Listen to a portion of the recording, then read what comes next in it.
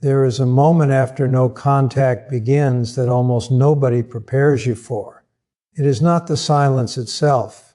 It is the moment when the silence starts changing what you believe about the person who left, about the person who stayed, and eventually about yourself. And if you are the empath, you may think the hardest part is resisting the urge to reach out.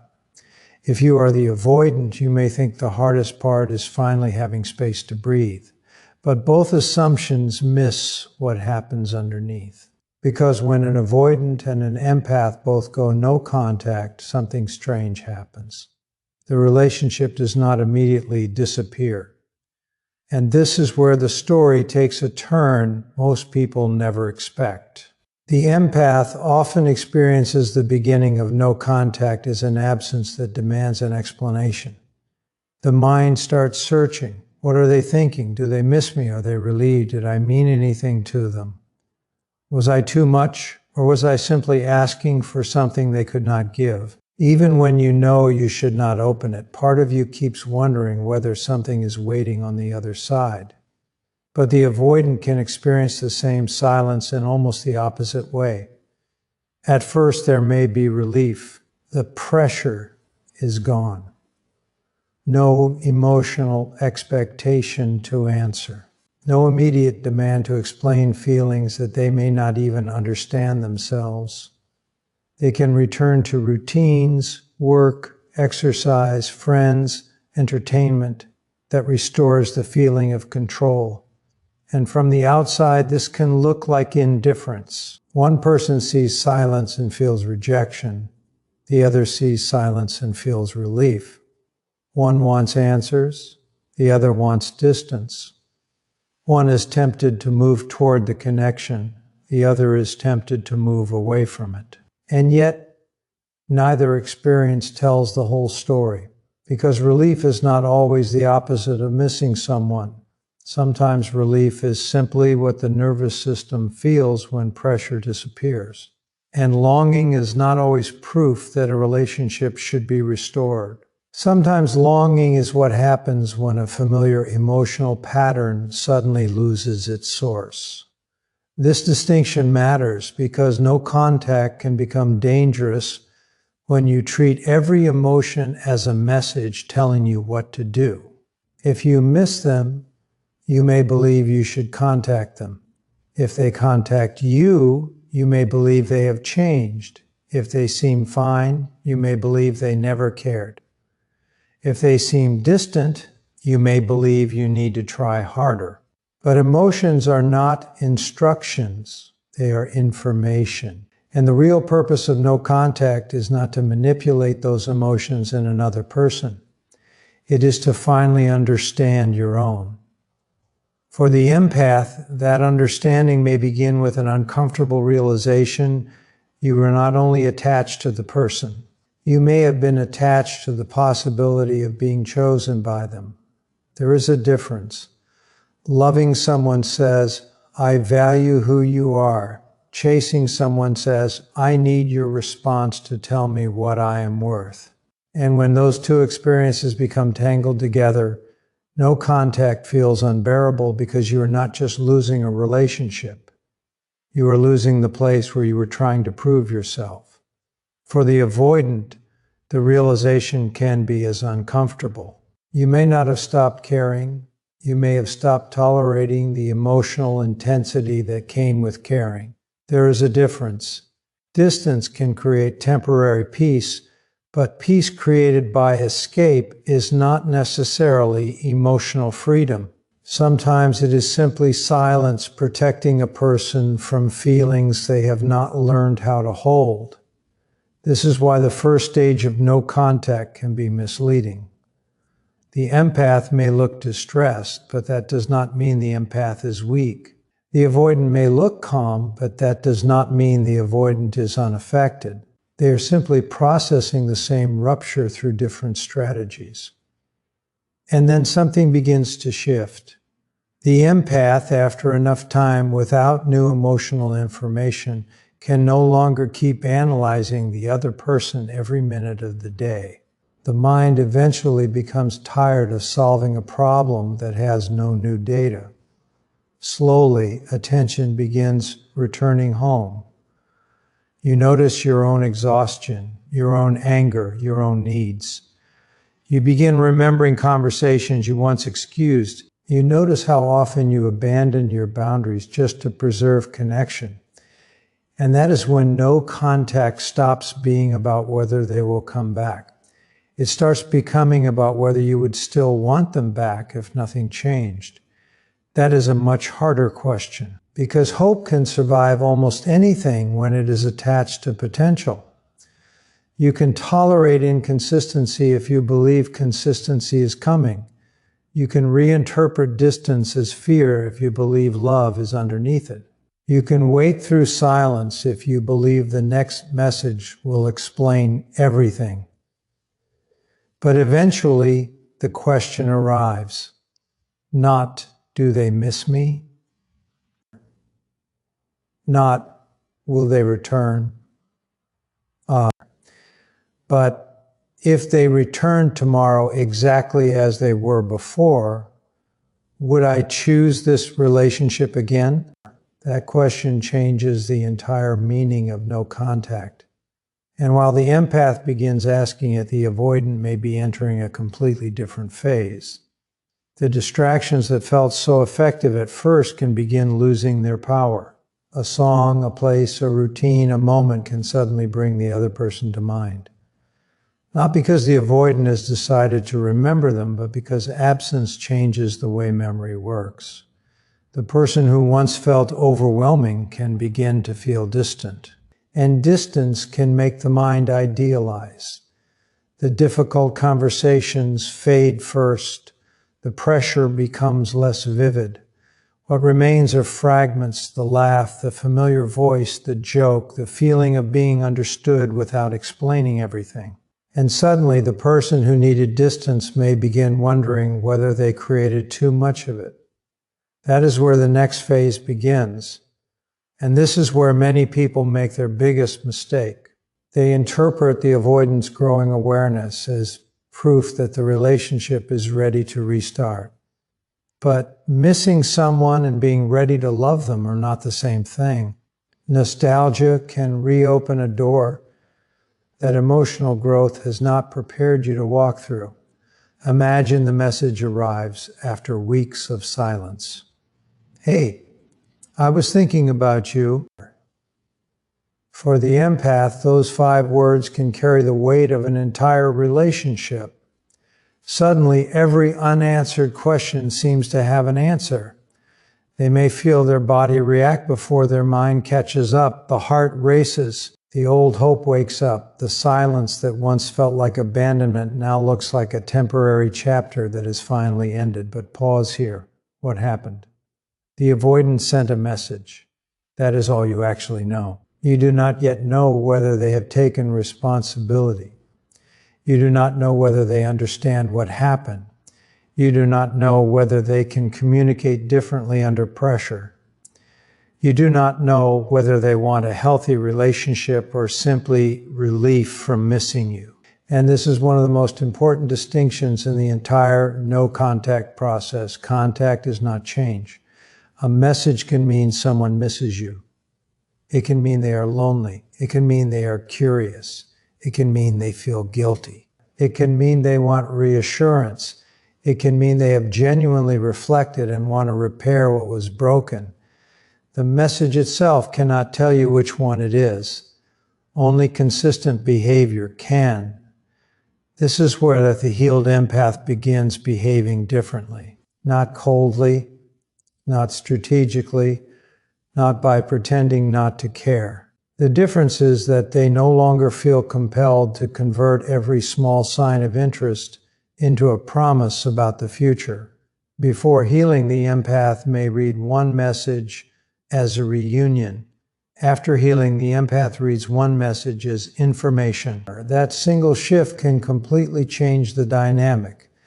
Because when you stop filling in the blanks for another person, they have to fill them in themselves. The avoidant now has to explain why they reached out.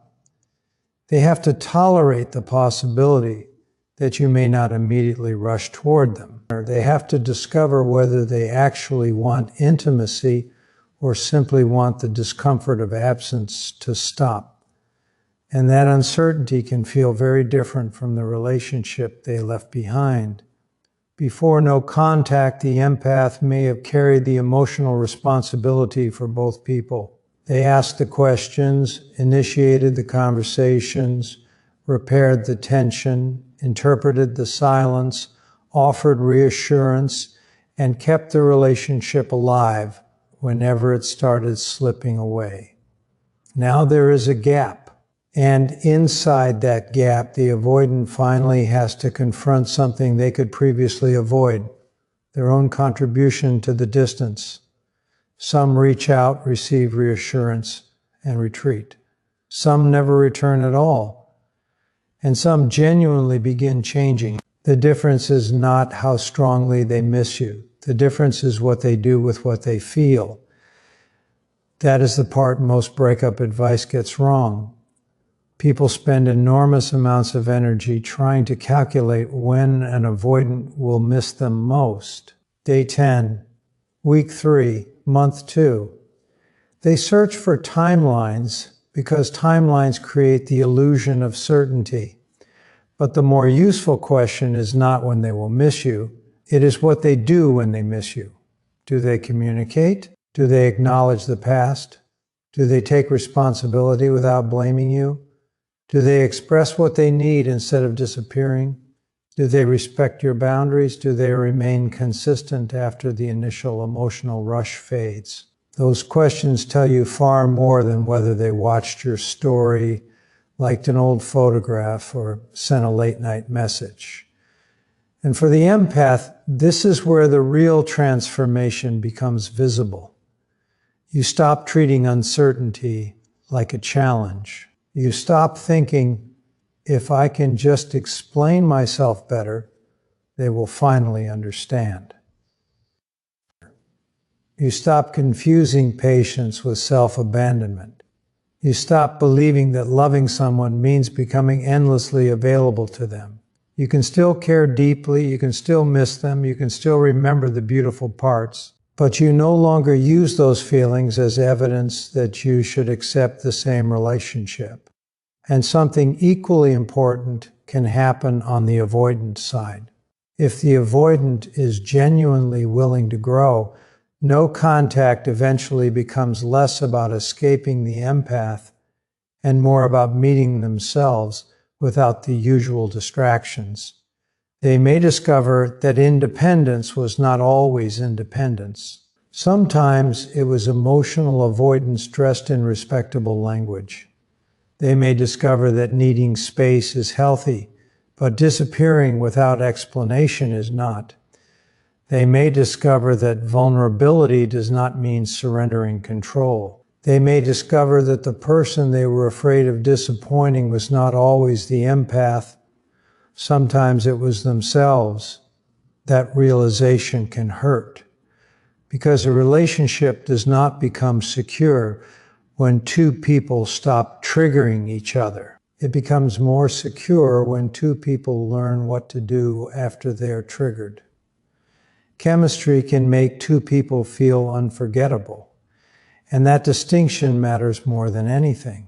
That is the difference between chemistry and capacity. Capacity determines whether they can actually build something together, and no contact, when used honestly, reveals that difference with brutal clarity.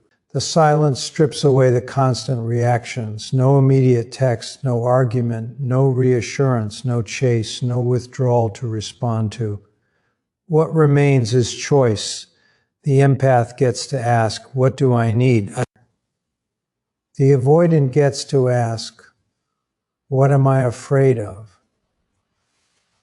And if both are brave enough to answer honestly, the story changes.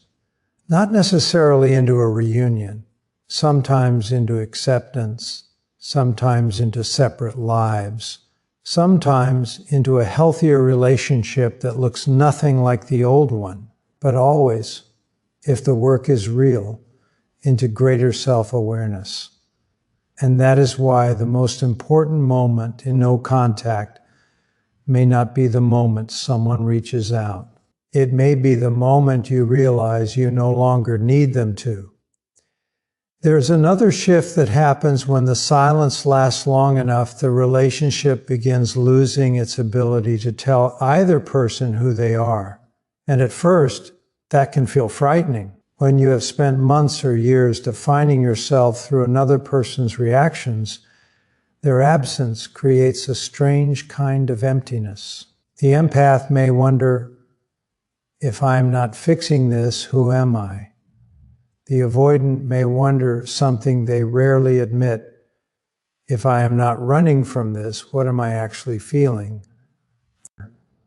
This is where no contact becomes more than separation. It becomes exposure.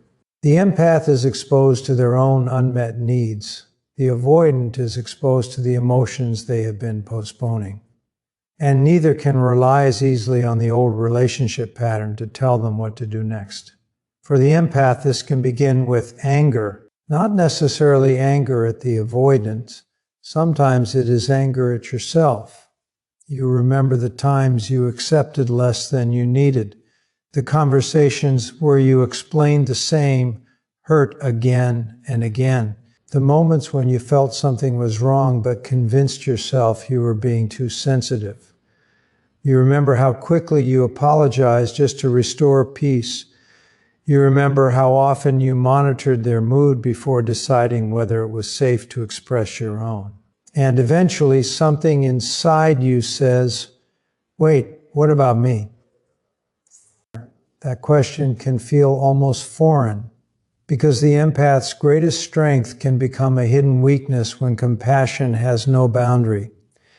Understanding someone does not require excusing everything they do. Knowing why someone behaves a certain way does not make their behavior healthy. You can understand someone's fear and still refuse to live inside the consequences of that fear. That distinction is freedom. You can say, I understand why you withdraw, and still say, I cannot build a relationship with someone who disappears whenever intimacy becomes uncomfortable. You can say, I know you need space, and still say, space is different from abandonment.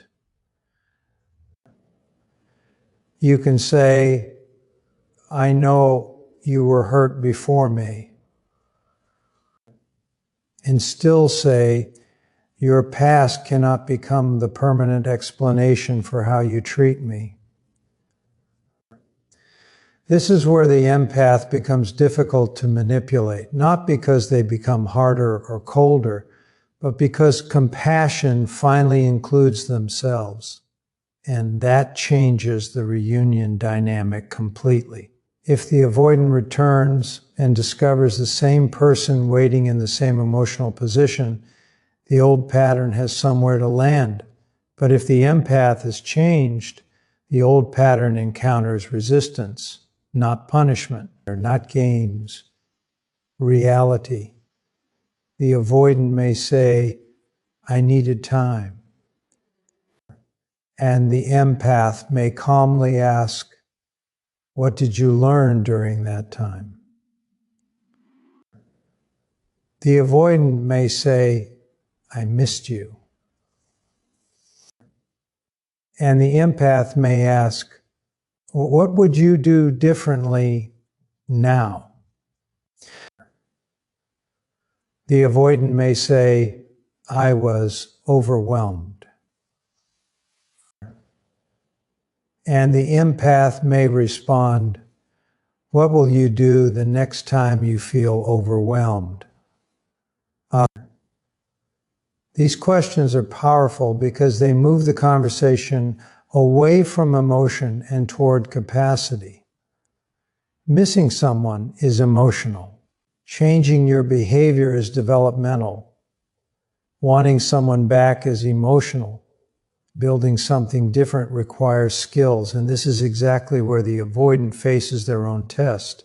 If they have truly reflected, they will eventually realize that the empath was not necessarily asking for too much. Sometimes the empath was asking for something the avoidant did not yet know how to provide. That does not make either person evil.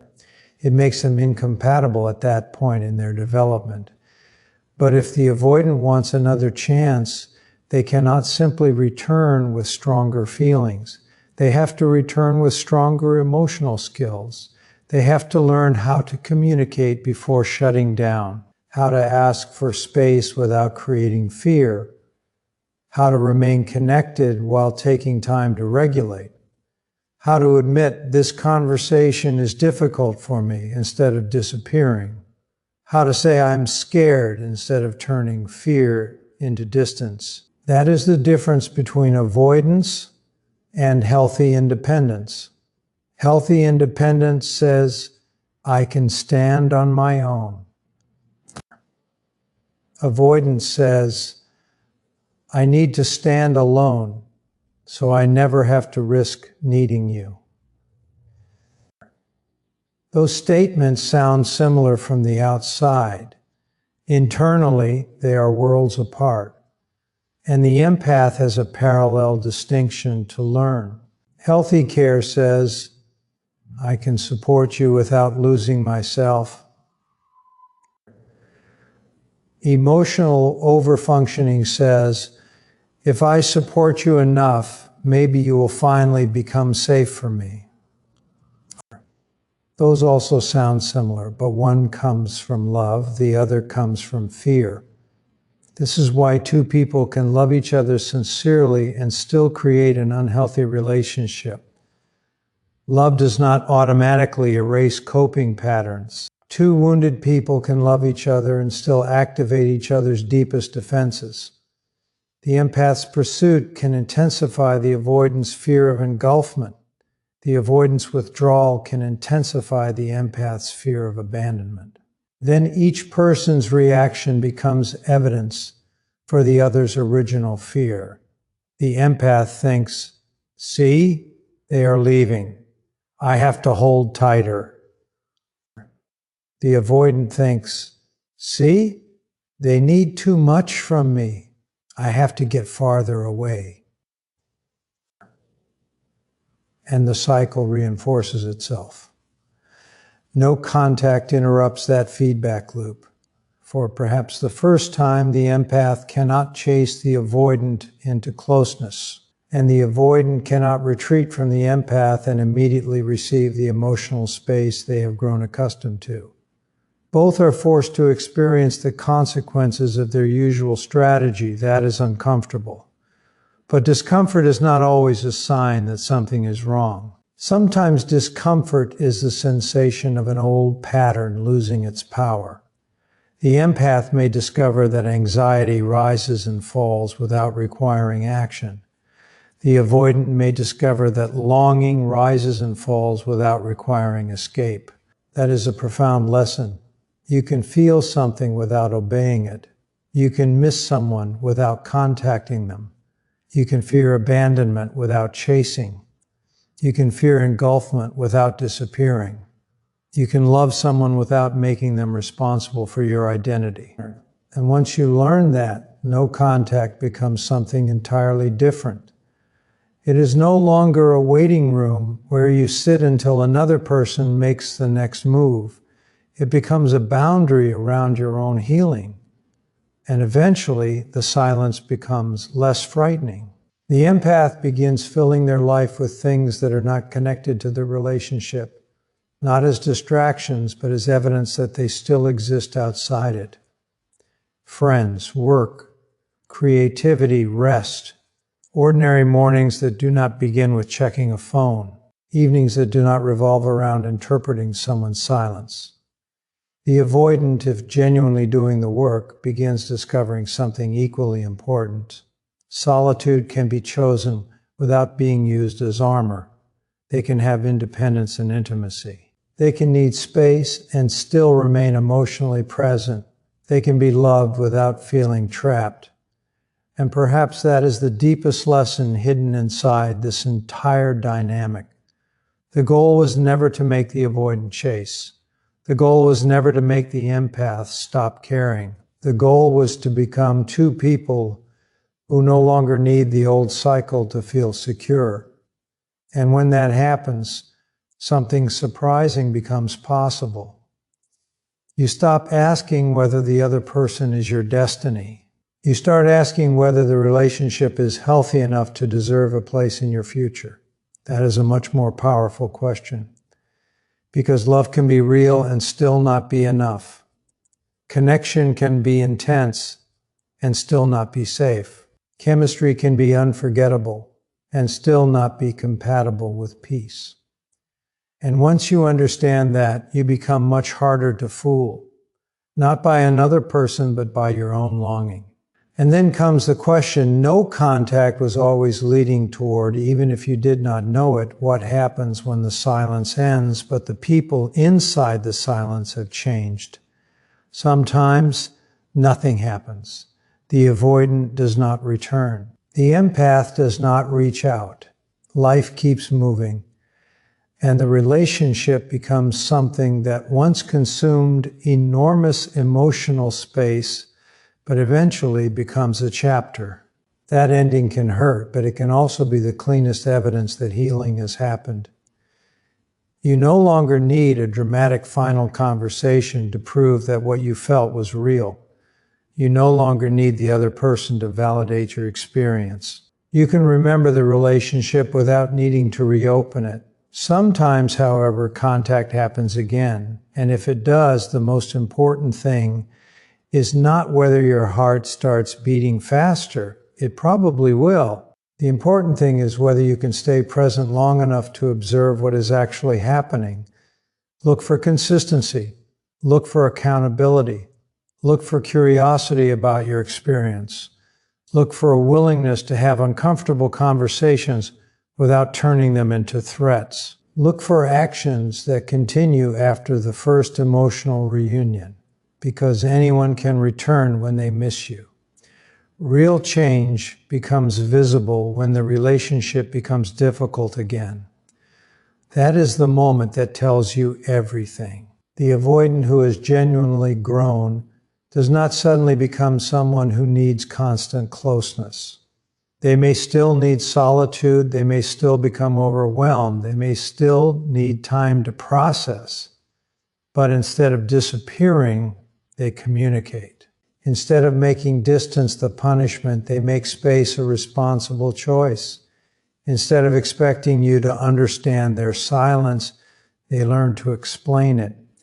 And the empath who has genuinely grown does not suddenly become someone who never needs reassurance. They may still feel deeply. They may still want closeness. They may still have moments of anxiety. But they stop turning every uncomfortable feeling into an emergency. They communicate their needs instead of abandoning themselves to keep their relationship stable. Or they stop chasing clarity from someone who refuses to provide it. That is what secure love begins to look like. Not perfection, not constant harmony, not two people who never trigger each other, two people who can repair. That word matters. Repair.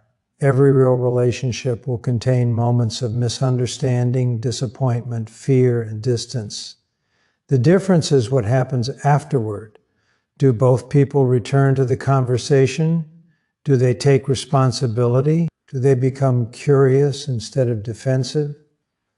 Do they learn from the rupture or simply repeat it? If the answer is repetition, then no contact has already given you the information you needed. And this is where you have to be careful with one of the most seductive ideas in relationship psychology, the belief that intensity means importance. It does not. Sometimes the most intense relationship in your life is intense because it activates wounds that have never been resolved. The uncertainty makes every small moment of connection feel enormous.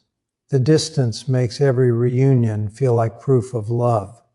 The inconsistency creates anticipation. The anticipation creates obsession. And obsession can easily disguise itself as destiny. Healthy love may feel quieter. At first, that quiet can seem unfamiliar. If you are accustomed to earning affection, consistent affection may feel strangely ordinary. If you are accustomed to protecting your independence, dependable intimacy may initially feel uncomfortable.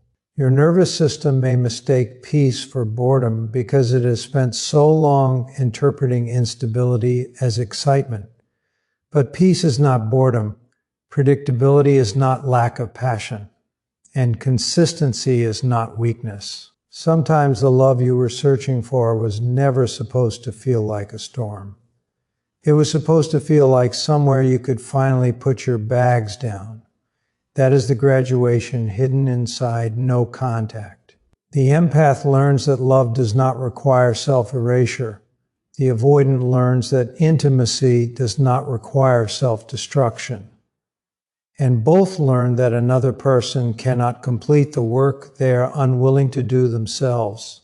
What are you learning about yourself while they are absent? Are you learning to trust your own judgment? Are you learning to tolerate uncertainty without abandoning your boundaries?